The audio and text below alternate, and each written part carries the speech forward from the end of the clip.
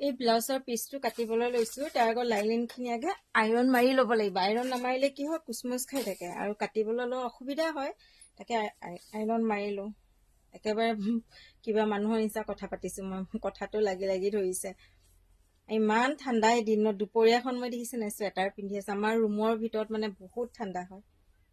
যিয়ে নহওক ঠাণ্ডা দিন মই বহুত ভাল পাওঁ। গৰম দিন উফু কৰি কৰি কাম কৰি থাকিব লাগে, কিন্তু ঠাণ্ডা দিন ৰাতিপুৱা সময়খিনি অলপ বেয়া লাগে, কিন্তু যেতিয়া কামত হাত দিওঁ মানে গৰম উঠিয়ে যায়। সেইকাৰণে ঠাণ্ডা দিন মানে বেষ্ট মোৰ কাৰণে, বিৰাট ভাল পাওঁ মই। এতিয়া আৰামত কামবোৰ কৰি থাকিম, ঘামো নোলায়। গৰম দিনত ফেনো লৈ থাকিম, ঘামিও থাকিম, ইমান অসুবিধা। আগে এই লাইলিনখিনি আইৰণ মাৰি লওঁ। আগে মেখেলাত দিয়া কাপোৰটো কাটি উলিয়াই লওঁ, চাইড কৰি থৈ দিওঁ। মেখেলাত পাছত চিলাম। তাৰপিছত এয়া জোখ লৈ লৈহে মই ব্লাউজ পিচ কাটিম। এয়া হ'ল 36 চাইজৰ ব্লাউজ। চিম্পল কাট, কামত লাগি যাওঁ আৰু।